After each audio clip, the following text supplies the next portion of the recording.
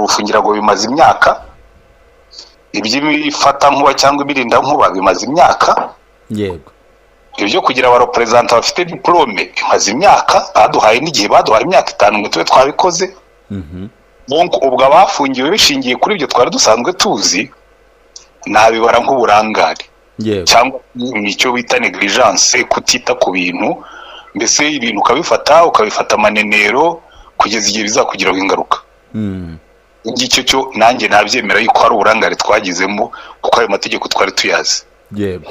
Ariko ku rundi ruhande iyo ndebye ubukana no mu rwego rwa leta bashyizemo, naho hari icyo ngaya. Kubera yuko ubundi na nyirinzu iyo agiye kugukura mu nzu yaguha preavis. Yego. Ukubwira ati ndaguha preavis y'ukwezi ube wanyishyuye cyangwa wamviriye mu nzu. N'umukozi ukora akazi ahemberwa muri kontra bashyiramo preavis.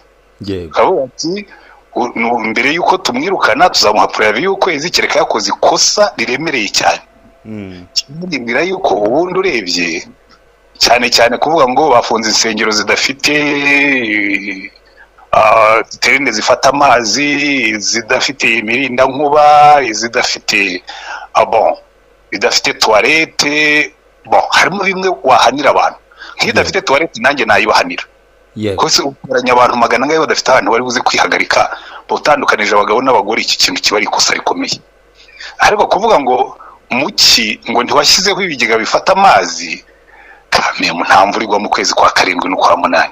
Donc ibyo urumva hari ikintu bajya bita gutabira, gushakisha, mbese gukubita wihanukiriye.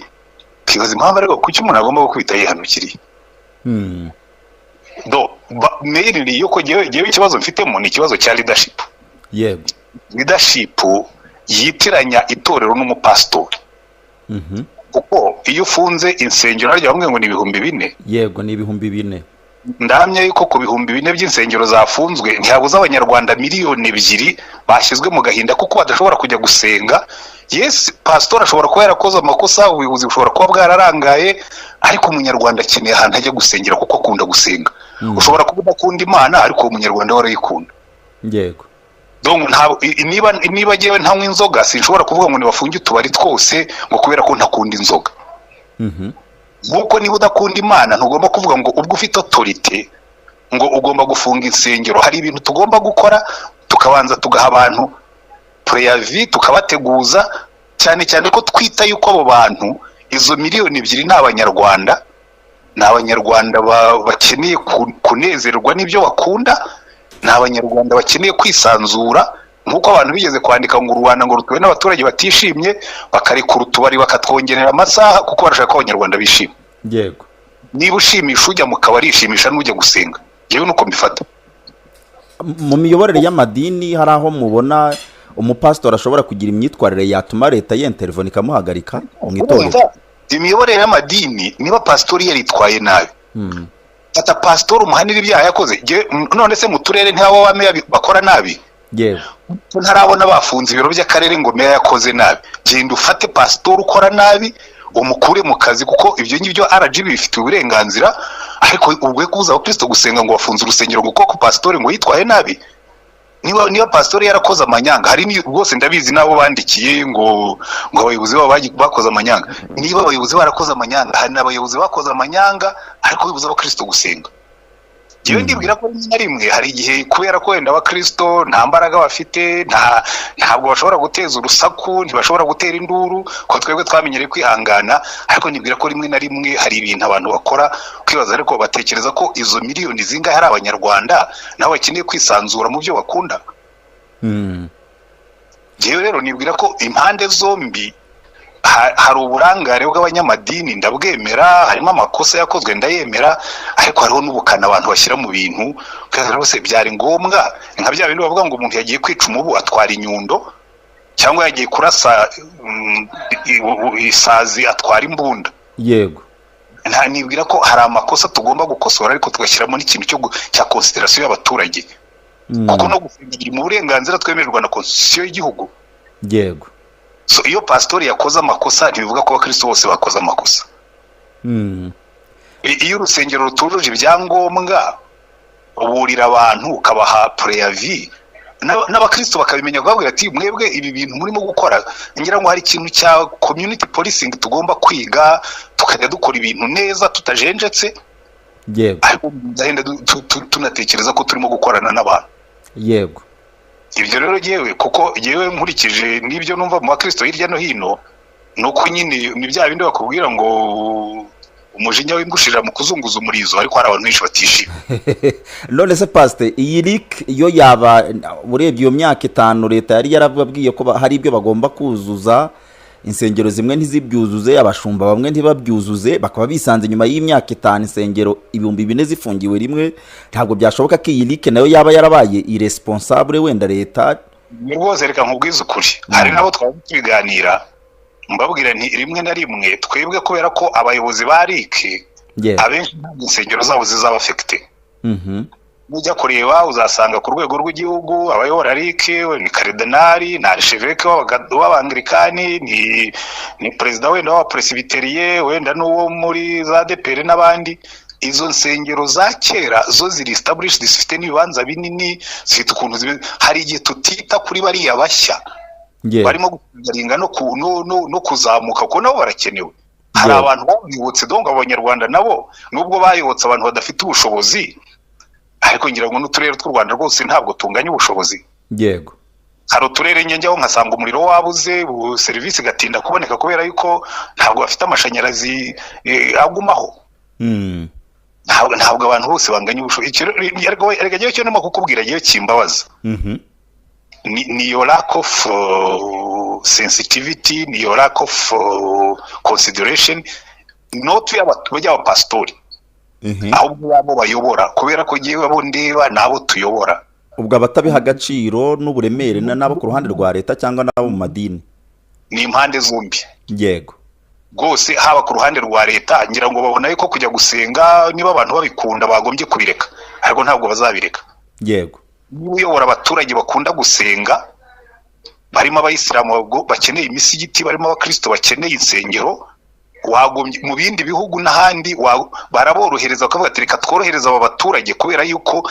iki kintu ubwo bagikunda reka tukiboroherezemo ko ni uburyo bwiza bwo kuyobora umuturage ku buryo leta ishobora gushyiramo amafaranga yo kubaka insengero mu buryo bwujuje mezire leta ishaka ntabwo ari ngombwa ntabwo by the way hari ibihugu bimwe na bimwe bibikora ugiye nko muri za Denmark ukajya muri za Norvege ukajya ahandi hari aho bahemba n'abapastori kuko serivisi abo pastori batanga muri community ifite umumaro yego ariko sindimo gusaba ko u Rwanda ruhemba abapastori cyangwa rutwubakira insengero ariko nibatekereze ko n'abanyarwanda harimo n'abakene harimo n'abantu insengero zidafite abantu bafite ubushobozi nabyo babitekereze ko u Rwanda ntirurakira ngo rugeze ahantu ushyiraho standard zo mu z'ibintu byose biri kuri standard ziri hejuru yego ariko nanjye icyo nemeranya nabo tugomba gushyira abantu ku murongo wa standard nziza yego toilette ziri clean tukagira ahantu abantu uzi ko naho umuntu afunga urusengero ngo ntirufite parking kandi nta nigare rihaparika justement hari abahoze babyibaza cyane mu bice by'ibyaro nk'ahantu ushobora gusanga mu kagari imodoka kuhagera nk'ukwezi kurashize nta modoka ihageze ariko urusengero mu byo rwazize akaba ari uko batagira parking ugenda ukajya mu cyaro ahantu na pastor atagira imodoka ukaza ugafunga urusengero ngo ntirufite parking iyo parking ni yandi seriously harimo tugari njye ugasanga nta nubwo naho winjirira batariko muri planning abantu bareba kure mu gihe kizaza barira mu gihe kirekire reka nkubwire muri planning dututire faso igihe urusengero rwo mu cyaro abaturage baho bazaba bafite imodoka guaranteed nanjye mfite abakristo 5 baparika imodoka batubatse parking najya nibaza ukuntu umuntu aparika imodoka mu cyondo cyangwa mu byatsi yego ariko se abantu barimo baraparika ibirenge nta n'amagara hari ngo bafunze urusengero ngo ntirufite parking barangira ngo hari ikintu gikeneye sensitivity no kumvikana na policing nzima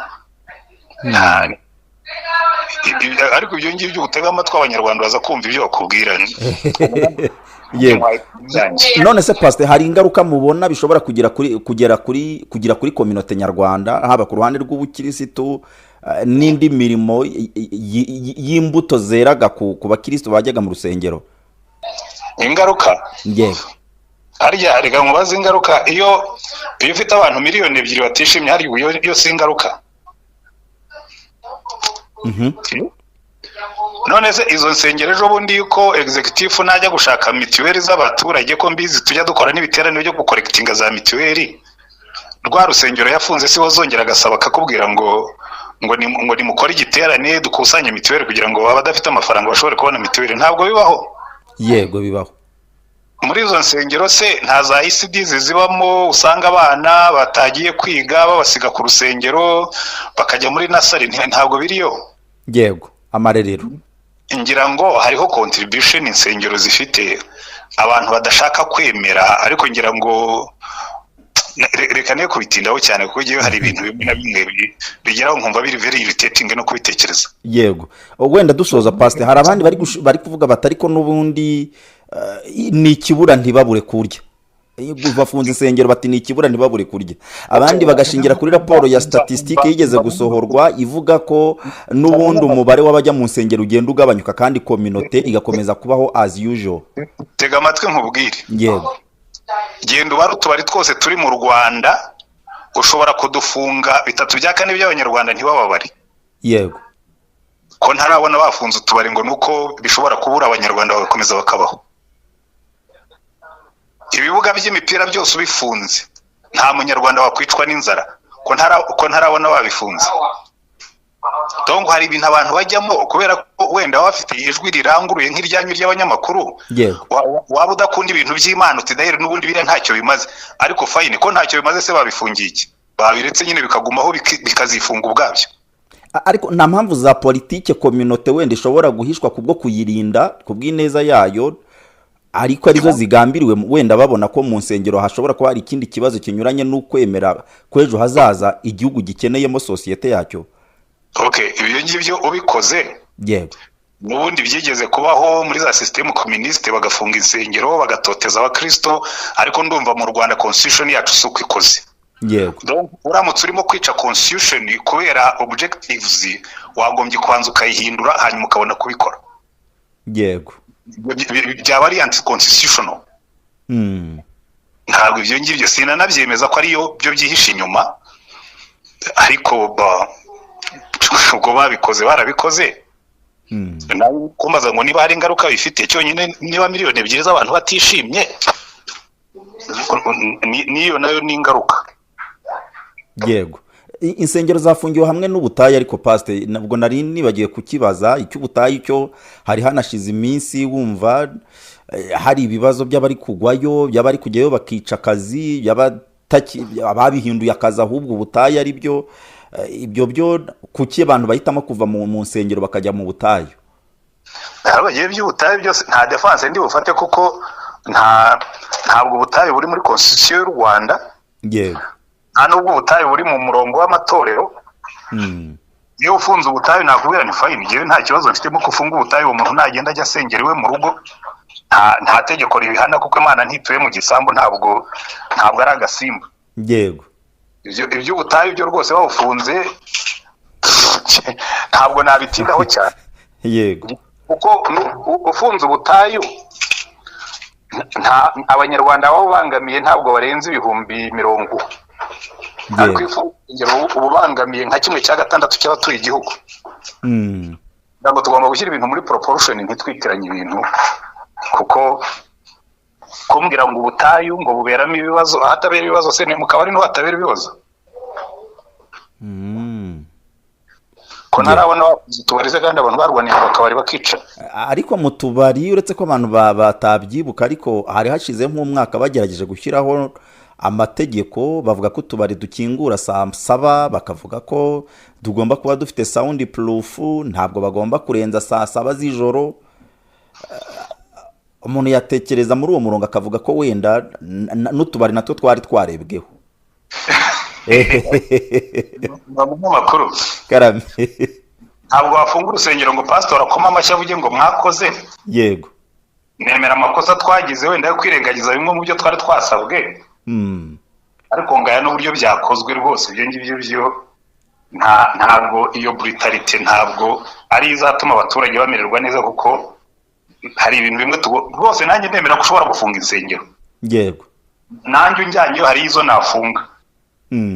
Kuko ngira ngo kubw'inyungu z'abanyarwanda byaba byiza abantu babikoze iteka ryose bashyizemo takiti ntibashyiremo umugaga, kuko iyo ushyizemo umugaga bituma abantu bavuga ngo ibi bintu byakozwe mu gitugu.